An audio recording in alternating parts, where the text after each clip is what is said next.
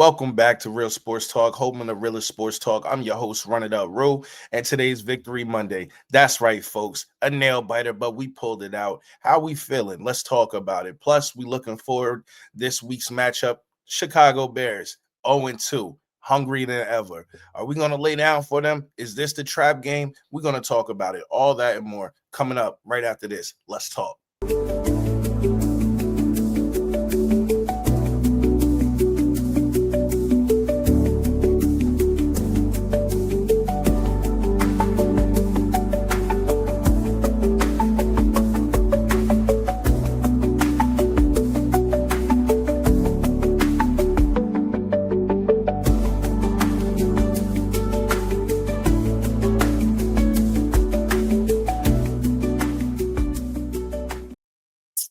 Dallas Cowboys was able to pull it out 40-37.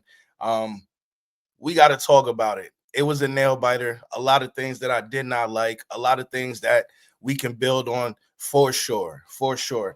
I did a post game last night. I already talked about how I felt about it, so I'm not going to go in depth about it, but I do have some guys, some people that I want to shout out, some people that I want to call out, and hopefully in week 3 versus the Chicago Bears, they'll step up to the plate and give a even better performance, because I don't think that anybody necessarily had a bad game, but we can do better. We can do a lot better than we played against the Giants yesterday. And for me, I'm optimistic about this team and where we can go. I don't think we played our best football in 2 weeks yet. I still think we're getting shaking some of this rust off. But let's get to the shout outs real quick. Offensively, I just want to shout out first and foremost. I want to shout out my quarterback, Dak Prescott. He had a great game. He had a great game yesterday. 30. What was this? 38 for 52 for 361 yards, 2 touchdowns, 1 interception. More importantly, though, he used his feet. He's used this in the last 2 weeks. He's escaped pressures, he's escaped sacks, he's ran for first downs. The arm is looking good, he's accurate. And I feel like, hey, if my wide receivers, if my tight ends hold on to the ball, his numbers are even better. But with that being said, no preseason, no real competition coming at you, no pass rush coming at you the whole off season. It takes time for for people to get in a bag and a rhythm. But what I'm seeing from Dak Prescott right now is definitely positive. Another shout out for me, Javonte Williams. This is the second week in a row where I felt the need to shout him out.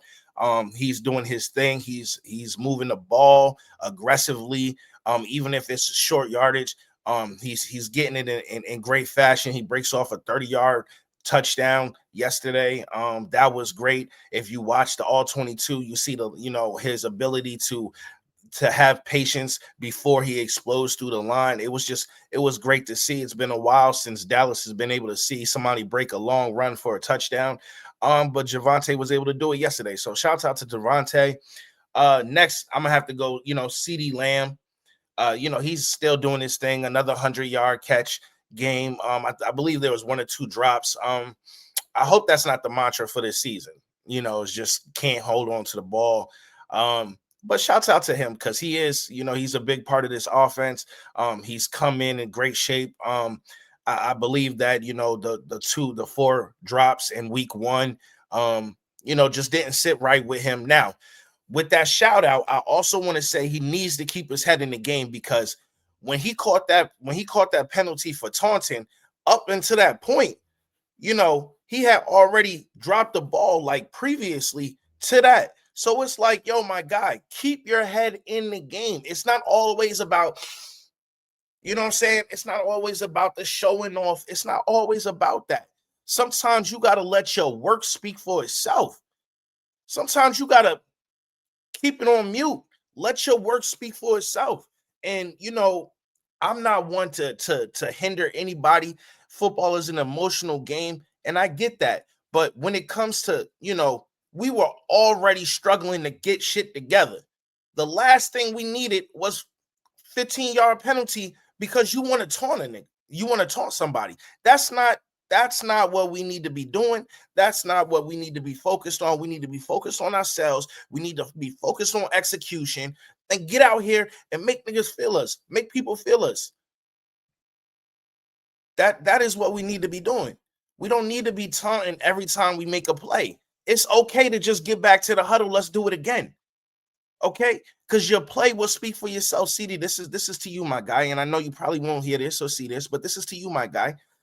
You know what's more cool is when you act like I've been here before. Every time you catch a goddamn pass, don't mean you gotta throw it in the DB face, or you gotta. I have no problems with this moving the ball, get back to the huddle. I get no problems for that. But when it comes down to getting a penalty thrown at you for taunting, we can't have that.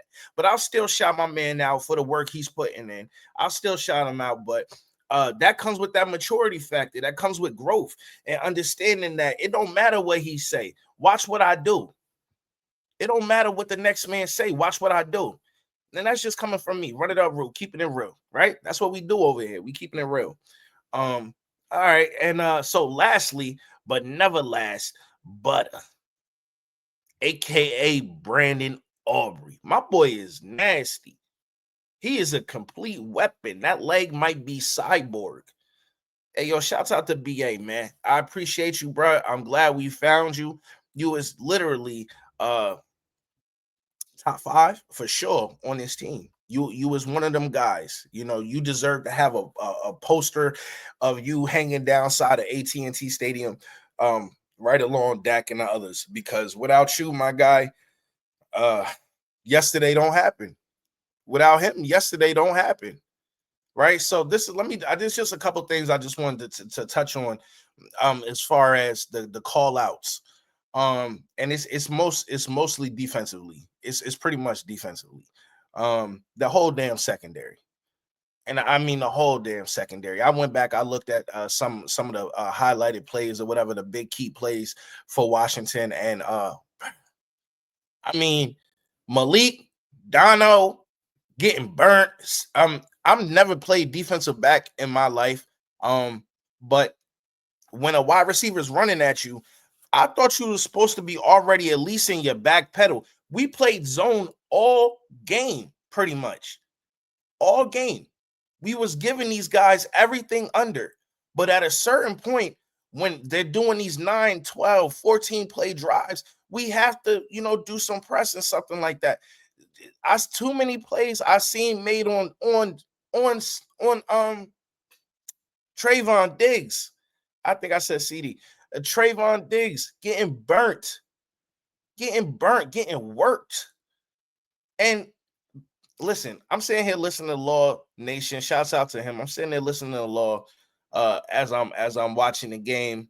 And he's going off on the comment section because he's saying, more or less that the play on the field is on defense is due to Jerry and all that, and it ain't on Trayvon. And I'm like, I get what you're saying to a certain point, like, without bringing up the whole Parsons trade and everything. I find myself going back and forth in these last 2 weeks. I find myself going back and forth with that trade because we haven't been able to stop the run in quite a long time. In these last 2 weeks, we've done pretty well against the run. Okay, we've done okay against the run. But with that being said, it's been a while in Dallas since we haven't been able to have a pass rush. And like I said in my post game last night, is what happens is when you take a Micah Parsons off this team, everybody else not only needs to step up, they don't look as good because it ain't as easy as they once had it. A lot of focus was being shifted to Micah, so therefore a lot of guys was getting one-on-ones and eating after the play because of what Micah did during the play. So, with everybody having to step up, we got no pass rush. None. And yeah, we got close, but what the close but no cigar? We not smoking nothing. We We're not getting home. I seen Azaraku, he made a, I seen him, with the motor. I seen the attempts. I seen him come within a second to get in the sack. I seen Fowler doing some things. It's not from a lack of trying. Let me be clear, nation. It is not from a lack of trying. It's just either you're him or you're not. We had one of those guys where, regardless of what the defense did, the offense of line did, he was somebody going to get home. That's the difference between having one of those guys and just being a guy. It's like, more times than not, I can get home. Sam Williams, this is prime opportunity. 2 weeks, I have nothing to say. That's worrisome. That's worrisome. I think we put a lot of these edge rushers on a pedestal simply because of what we needed from them isn't what we need from them now. Understand, their title, their job title has changed. Understand, the job title has changed. Somebody got to be him. Somebody got to take the lead here. Now, with that being said, we just brought in Jadeveon Clowney. I don't know what this. I don't know. I don't know how to feel about that. Quite honestly, I don't know how to feel about that. Can he get home? Yes, we know he can get home consistently. I'm not sure. I'm not sure what kind of locker room guy is he going to be. I'm not sure. I haven't followed his career intently. I don't know how other people are feeling. I know he's been on a lot of teams. For him to be the first round draft pick, I don't feel like he's lived up to that. He's been on, I can't say multiple, he's been on a lot. It's more than multiple, it's a lot. I'm not expecting much. I'd rather be somebody that says, "Hey, show it to me," than give him any kind of leeway, grace, or anything like that. You know, is it a body? Should it be a useful body? Yes. Will he help this pass rush? I'm sure he will. I hope that he will. I really do, because we were not able to get home at all. At all. And that's crazy. But what's crazier is what we got to face this upcoming week. We got the Chicago Bears, 0-2 Chicago Bears, coming from a proud NFC North division. And if I understand Ben Johnson how I may think I understand Ben Johnson from what I've seen at his time in Detroit, press conferences, I pay attention to a couple of Chicago YouTubers. The vibe is he's a very competitive guy. He's a smart guy. He's a great offensive play caller. He knows how to get his guys in rhythm, and he understands big moments. Anytime Dallas Cowboys come in, understand we always get that team's best shot. Understand that. We always get that team's best shot. And I expect nothing less 4 o'clock Sunday afternoon. I expect nothing less. And for me, it's concerning. It's very concerning. And the reason why it's so concerning is because who we have to face on that side. Now, yeah, they may be 0-2. You look at that record doesn't say, if you look at that roster doesn't say 0-2. That roster says it can beat your ass on a good day. We playing at their home, in their stadium. They're 0-2. There's going to be a lot of pride on that field for them guys. It's going to be a lot of pride on that field for them guys. Caleb's coming off of a game against Detroit. He passed for 207 yards, 2 touchdowns. He had 1 interception. I don't think that he's getting it done, as far as, like, I know that offensive line is not been protecting him as well as they thought it was, but Ben Johnson's quote after the game was that he has to learn to throw it away. So I believe he's taking some sacks. But still, he's an improviser. He's somebody who's a gamer. He also can recognize big moments. And yo, too many times we've seen people who were struggling come in and do their thing against Dallas. I mean, Arizona Cardinals just always comes to mind. Arizona Cardinals always come to mind. Kyler Murray, every time Kyler Murray bring his ass into AT&T Stadium, it's some shit. It's something. And I just feel like Caleb Williams has some of that Kyler Murray gamer in him. And once again, we get everybody's best shot. Everybody understands the hype that'll come with beating the Dallas Cowboys, the media attention that you'll get for that week, the burst that it'll give to the locker room. We understand. We are either a fan or you're a fan of beating us. Either way, you're a fan. And I think Chicago is thirsty right now for a win, hungry for the starving for a win. And I don't want Dallas to go into this week feeling like they can be complacent. I don't want them to go into this week thinking that, oh, okay, they've been struggling to score over 20 points. They've been struggling on offense. They're 0-2. They got weaknesses, they got injuries, they got this, they got that, they got Caleb Williams, coach and the head coach don't seem to be on the same page. I don't want to hear, I don't care about any of those narratives.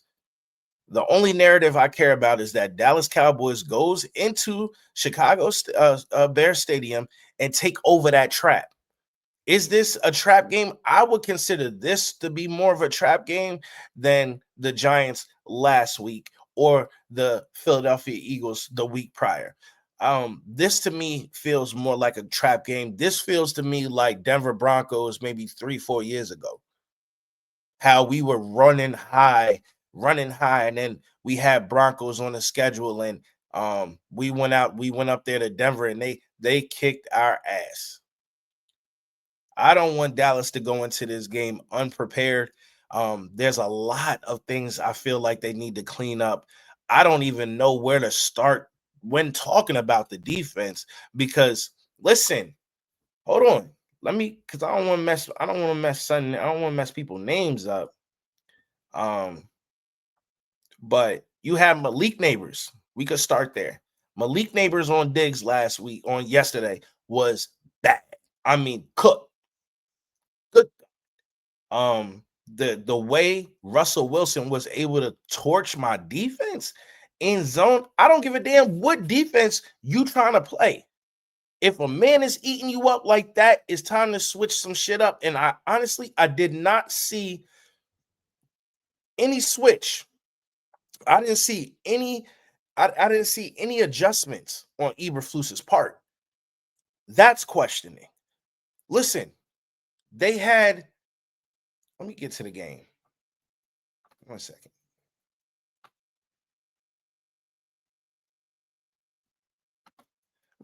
The weapons Russell Wilson killed us with. All right. Fucking Scatterbo, 11 attempts, 45 yards, long for 24. He had that touchdown. Right. But wide receivers. So Malik Neighbors went for 9 of 13, 167 yards, 18.6 yards a catch. Average. That's not even the yards after catch. That's average.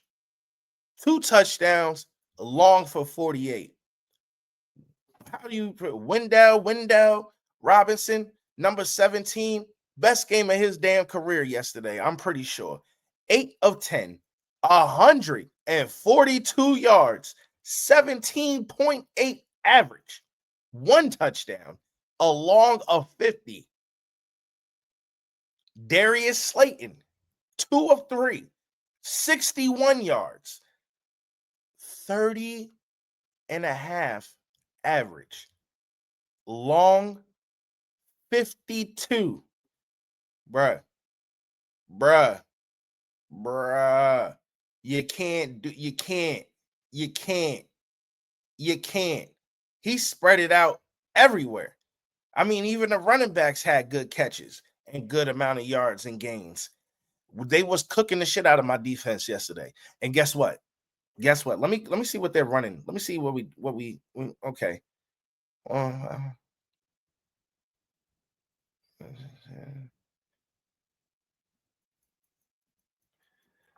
so Scatterboo, 45 yards, right? Nothing crazy. Wilson, 23 yards, 3 attempts. We pretty much held the run in check. They weren't running on us, right? It was a go get your points game. And my defense, when on passing downs, Russell Wilson, 30 of 41 attempts, 450 yards, 11 yards an attempt, 3 touchdowns, and of course, the game losing interception. But man, Russell Wilson cooking that, and I understand we're hurt. I get it, but shit, we got to play a game on Sunday. Is that what we should to expect? Are you telling me Dak has to go in now and score upwards of 40 points to win? If we could not roll over the Giants with all those question marks, lesser talent roster-wise, supposedly, what's going to happen next week when we're going against a roster that is literally loaded offensively? Let's get this clear. The Chicago Bears are 0-2, but the Chicago Bears are better than their record states. And I know the mantra, hey, you are what your record is, what your record says. I get that. I completely understand that thinking. And for the most part, that's true. Right? But not in every situation. And in this situation, I don't believe it to be true.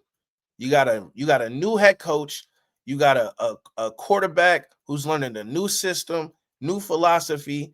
He has his quirks, he has his problems already, and it needs to be coached out of him. We all can see the potential in as why he was drafted number 1.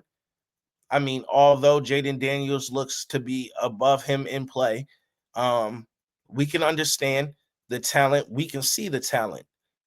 It's just about him and Ben Johnson getting on the same page. And really, I think it's just Caleb Williams just needing to mature a little bit and get just a little bit more serious about the game. But that's coming. I'm saying that not even really understanding the situation out there in Chicago. That's just from an outside perspective. And just watching a couple of games that I've seen on TV with the Chicago Bears. Not just this year, but last year as well. You know, his progression and stuff like that. But listen, we get everybody's best shot. If you think Ben Johnson is coaching these guys up this week to think that, hey, you know, we're just not going to be able to get. No, they are not trying to go 0-3. That's where I'm worried. Because them not going 0-3 means Dallas has to go 1-2. I can't have that. I can't have that. We can't lose Micah Parsons and be out here 1-2 in these streets. I can't do it. I can't do it. My quarterback better. My roster my roster all around is better. Supposedly. We'll see if my coach can coach up and get in his bag this week. Because I can tell you who will be in his bag. It'll be Ben Johnson. I can tell you that. Will Shoddy bring his bag? As a matter of fact, let's be honest about it. Yeah, the game is played on the field, right? But everybody knows that a coach is supposed to be able to get you at least 1 or 2 wins a season by the way he coaches the game. I think this weekend, the most important player for the Dallas Cowboys isn't a player. It's Brian Schottenheimer. Can he get in his bag? Can Matt Eberflus figure out what's going on with this defense on the back end? Yeah, we're hurt. We got to do something, ladies and gentlemen. Are we going to bring somebody in? We brought in Jadeveon Clowney. Cool. Okay, that's the kind of help this pass rush. But that pass rush, listen, they didn't get their ass kicked in the backfield because we ain't had no pass rush yesterday. Let's not do that. Let's not do that. That ball was getting out very fast. Even on them deep routes, the ball was getting out very fast. And in my humble opinion, we don't have the talent on the back end, yet alone getting the traction on the front end. Yeah, we need some positive traction, but guess what? My wheel's spinning in the back. It's just spinning. There's no traction. Yesterday it was like, hey, yesterday it was like, chuck it up, bust them up. I don't know how y'all play it. I don't know how y'all play it where y'all from, but you know where somebody's the quarterback and everybody else is out there in the field trying to catch the ball, and you throw the quarterback, throw it up in the air. He might call out a number, you show 1,000, throw him up, bust him up. That's what it felt like the Giants was playing yesterday. He was literally just throwing anything. And they were wide ass open. And if they weren't wide ass open, they still beat them. We can't have that. We cannot have that. Let me tell you, the Chicago offense, without you can build a game plan to limit Caleb Williams. This is for Ben Johnson. He can make a game plan that Caleb Williams does not have to do a lot. And it could get very ugly for Dallas if we play in the backfield like we played yesterday. If we do that, we're going to get our ass smoked. And I'm going to be the first one to tell you, because this is keep it real. This is where we keep it real. This is real sports talk. I'm not going to sugarcoat it just because I'm a Dallas Cowboys fan. I'm not going to do that. I'm not going to sugarcoat it for you. I am very concerned about this game. I'm more concerned about this game than I was going into week one.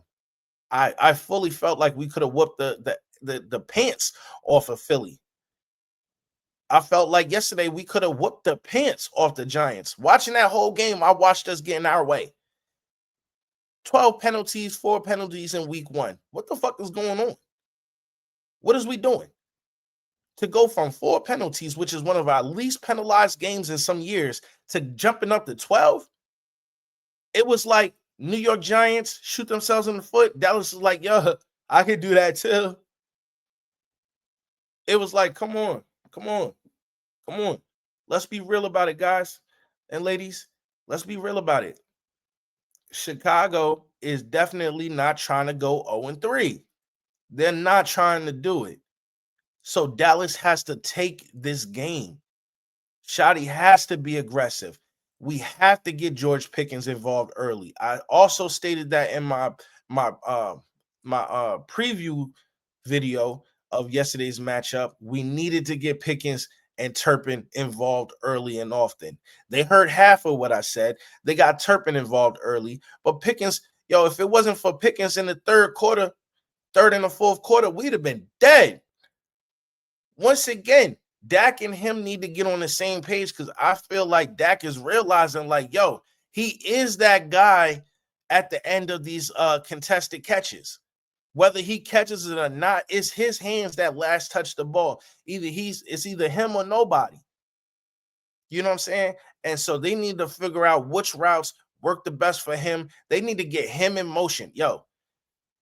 If there's one thing I could ask from this offense this weekend against Chicago, get Pickens and Lamb in motion all game. Get somebody got to be moving, because when you do that, you stress the defense out times 10. It's easier for them when they know that Pickens is going to be on the outside, stationed in the same position all game. It's easier for them to defend against that. I want to stress people out. I stated last night in my post game, that 3rd-and-1 to start the 3rd-and-1 to start our first drive when it got down to 3rd-and-1. The fact that we passing instead of running the ball makes me scared, makes me worried. It's the little things, ladies and gentlemen. We are not playing Madden. People's jobs, families, everything is involved in this game. 3rd-and-1, you run the damn ball, especially when all off season you've been quoted as saying we want to be a physical team. Physical teams run the ball when they know that when everybody else knows that you're going to run it. We still run it because you can't stop us. Guess what? Philly is not passing the ball on 3rd and 1.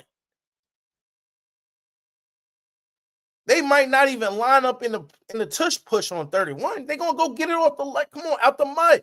Yo, you don't have to be the smartest in the room, yo. Every play, all you need to do is execute. And what does that say to that offensive line? That these niggas can't be. I keep saying these men can't get 1 yard. You don't trust Devontae to get 1 yard. You can't put Hunter Luke in here to get 1 yard.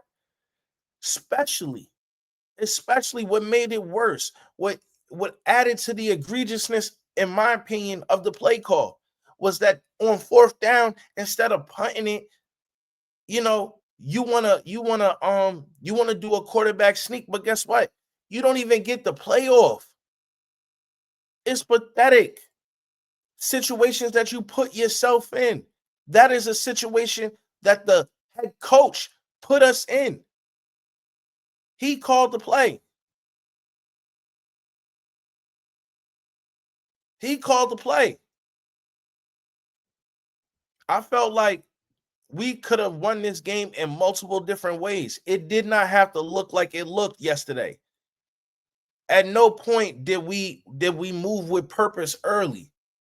3rd and 1, run the ball, control the game, control the clock. You do that, you put more pressure on New York. We already know we can score. They got red zone issues. We can get in the end zone. Let's drag some of these plays out. If it wasn't for Dak Prescott connecting downfield to George Pickens and CeeDee Lamb downfield, this offense literally would not have been moved. And that was partly due to play calling. I don't know how many times I've seen plays behind the line of scrimmage. What the fuck is we doing? That's a waste of down. Too many times did I watch McCarthy waste downs and then try and put everything on 3rd down. No. We went 3 and out like twice and then got a field goal. Shit was crazy. And on that drive, we killed ourselves. We should have had a touchdown. We shouldn't have been kicking no field goal. I have not been a fan of his play calling. Out of the sample size, I got 1/2 of good play calling. That's not good enough. In my opinion, it's not good enough. Y'all can see it how y'all want to see it. You could call it how you want to call it, but this is my channel, and I'm going to tell you how I feel. I'm going to keep it real with you. Shotty is, yes, he's a refreshment. No, he's not refreshing. It's refreshing to have his energy and positivity and all that, and not the same old blase that you got from Mike McCarthy and the Clapper and Jason Garrett. But yo, like, come on. I got my eyes on that because the hire, we all know, was suspect. Now, you talked good all off season. You changed the narrative. You got people on board with you. We trying to give you grace. But man, listen, hey, you are not a rookie coach, in my opinion. I don't give a damn if you've never been in that position. You've had 21 years of headsets on your head. Okay, so your bag should be deep. We were so vanilla in preseason. What the hell are you showing me now?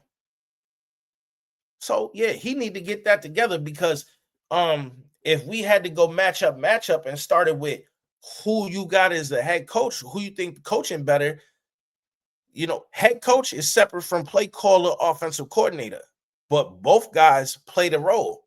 I like Ben Johnson as an offensive coordinator more than I like Schottenheimer, right?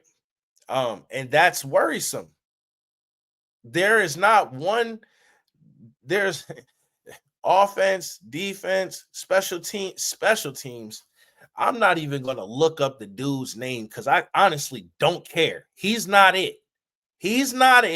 And something needs to happen before it fucking costs us a game because it's just not it. The penalties, they're not being coached up right. This was not a problem that we had last season. And then guess what? There's only been one change, and it's whoever the hell he is, and he needs to go. I really didn't. I meant to look his name up and where he came from and all that, but for what? I'm going to judge you off what the hell I'm seeing right now. And in the last 2 games, I have not been happy with special teams. Bell had 2 penalties yesterday, 2 or 3. Like, yo, how many times did we kick the ball off and had the penalty on us? Like, it's not good enough. It's not good enough. I don't care about, hey, it's new head coach, it takes time. Special teams? No, no. I can judge you on what the hell I see on the field. I don't need to look in your past credentials. I don't need to do anything like that. I can tell you this: we can't beat ourselves, and that's a part of it. The Giants are not in this game if we weren't beating ourselves. If we played, called a better game, we are not beating. They're not in this game. I'm sorry. You just can't move me off that fact. In my mind, they should not have been in this game. That's why I felt better after loss week 1 and more optimistic than I'm feeling right now. I tried to come on Victory Monday and be Mr. Positive and, oh, that was such a great game and a high scoring game. And it was to a certain extent because it was great in the fact that we pulled it out. It was great in the fact that I seen Dak once again be put in a position where he had to go win the game, and he found a way to go win the game. Now, I can tell you, I can't remember the last time I've seen an overtime game that each team possessed the ball twice. Yeah, I've never seen that. So it was, or I can't recall seeing that. So it was definitely a different kind of game, but too many times and just, yo, the play calling is more than just trying to get to the final goal, which is the end zone. There's a rhythm and flow to it, right? And when you in that bag, it makes it feel like anything you call is going to work because you got your players out there executing, but you're calling plays that put these guys in position to do what's best, not only for the team in that moment, but what they do best. And that's something that Chicago has in Ben Johnson. He knows how to put his guys in advantageous positions. He just does. He just does. And so for Shoddy, I don't want to be going into Sunday afternoon, Sunday night, and I'm looking at this press conference and he's talking about, oh, well, we were this, we were that, we need to, some things we need to clean up. That's, because once you start getting repetitive in these post-game speeches after these losses, the fan base will change on you very, very quickly. And I will be one of them. I might be leading the damn march, right? Because I question the validity of the hire and the real reasoning behind the Joneses and why they hired him. Because even in the press conference, Jerry made it a thing to be known that one of the things that he admired about Shoddy, it was that the fact that not only he was in those rooms, hearing the discussions, seeing how operations was done, but he also knew how to bite his tongue, and take orders. And yo, isn't your leader supposed to be leader of men? When you're the head coach, I'm not feel like you really supposed to be taking orders. It's more supposed to be a partnership. And I feel like Jerry is a commander in chief. Like there is no partnership. You gonna do as I say. You gonna get who I get. We gonna pay who I choose to pay. You gotta remember, our situation in Dallas is not like anybody else's situation, right? Their general manager, and too many times I find me and the rest of the nation looking at the Philadelphia Eagles in awe because they're consistently working. They're not pulling in old ass veterans and trying to rehab motherfuckers to death. No, they're bringing in plug and play guys, plug and play, swapping them out. If it's not a player, they making a move for a pick. They swapping this, they doing this, they making action. And the only reason that when I sat back and I thought about how they move like that, right? That has to come off of something, right? So you only move like that when you trying to keep something. Jerry ain't getting fired. He ain't firing himself. Steven not getting fired. He's not firing himself. So, Howie and Rosie and all the motherfuckers over there in Philly, you know what I'm saying?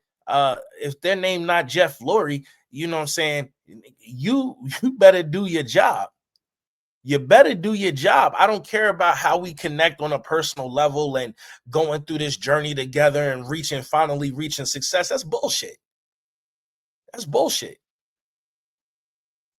Everybody else in that building has to be accountable, but the ones who should be accountable the most. Understand that. Everybody else has to come in and do their best. Everybody has to come in and take whatever they give you. You know what I'm saying? But not the Joneses.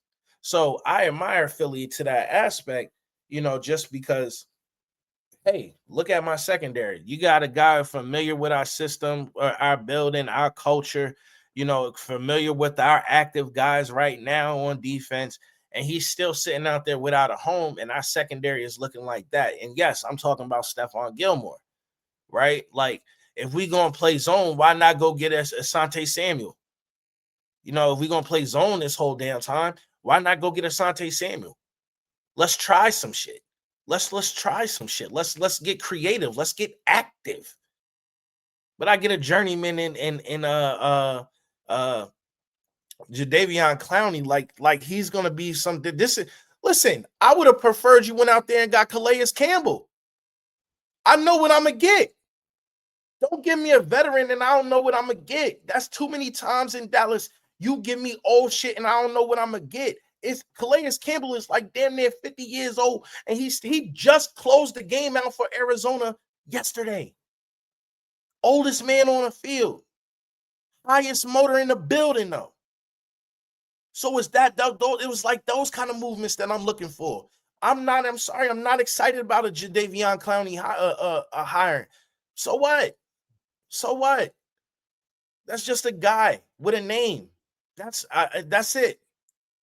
That's it. You didn't go out there and get a Reddick. You didn't go out there and get a Reddick. You did not do that. So come on, like guys, ladies, let's understand. We must go into this week against Chicago with some form of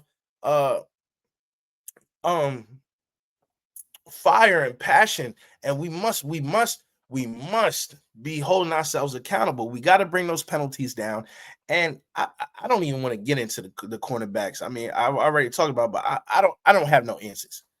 I don't have no answers. We got more injuries than answers. Ain't nobody healthy. I don't want to run it back out there where Elam, another Camp Darling did great in camp. I'm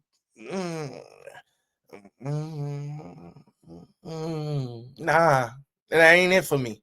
And it's not enough. It's not enough. It's not enough. It's not enough. I don't know what's going on with Rebel. I don't appreciate being lied to either. Let me just put that out there. I don't appreciate being lied to. He was supposed to be ready for training camp. Now I Google him and it says mid September.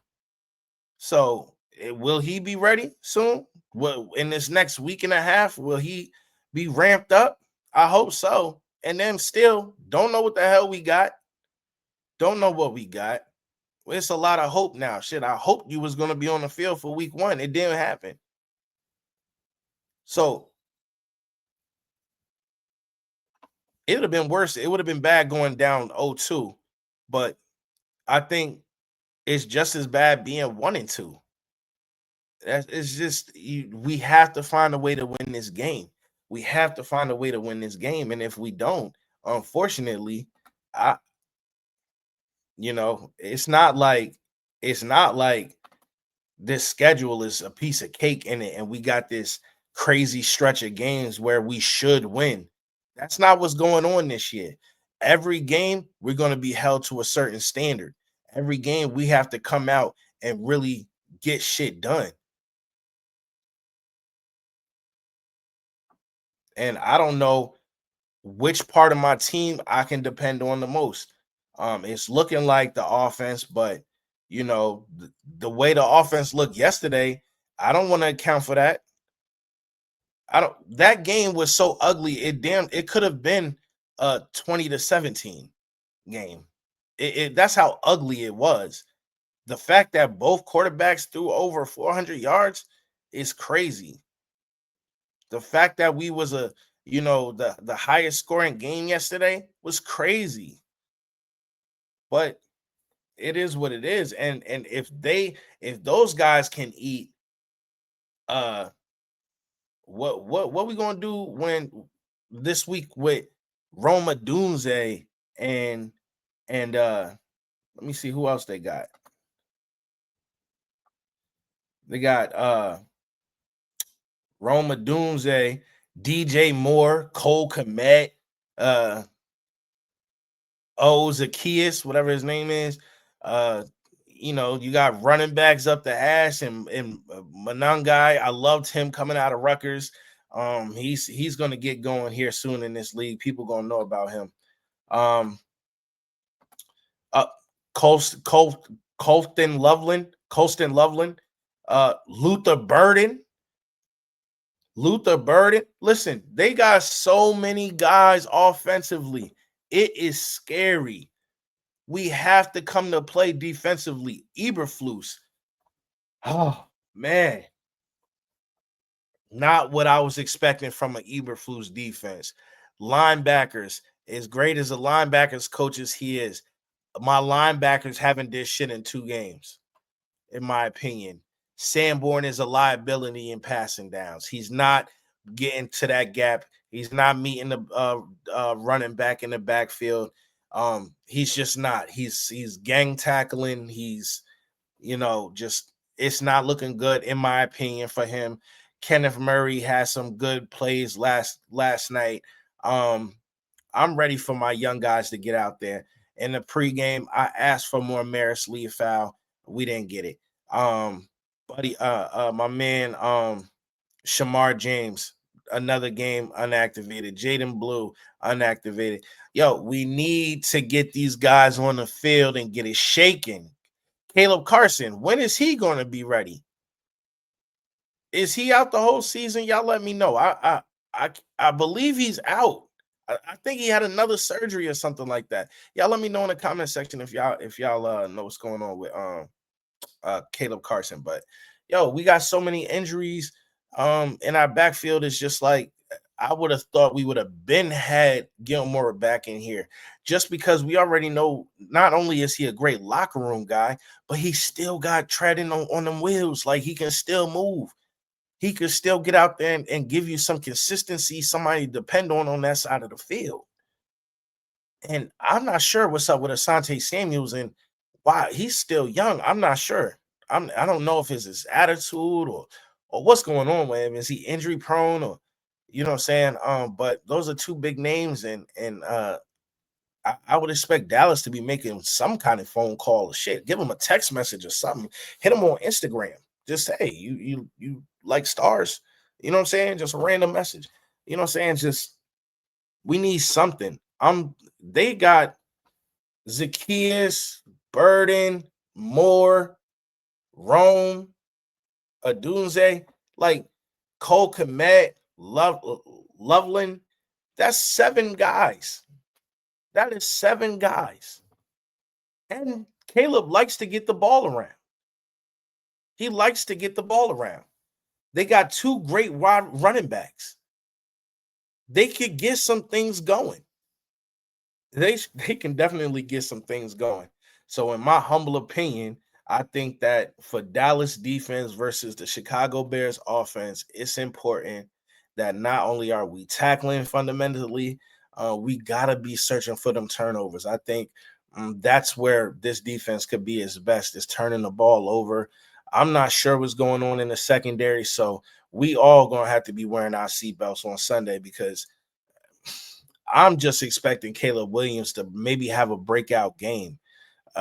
Just going off of what I seen Russell Wilson have on this defense, man. Like, zone ain't really hard to beat when you're not getting pressure, because there's so many gaps to hold. Like, you can't cover everything. So no wonder he was so on target yesterday. You give Caleb Williams that same opportunity and shit's gonna be a problem.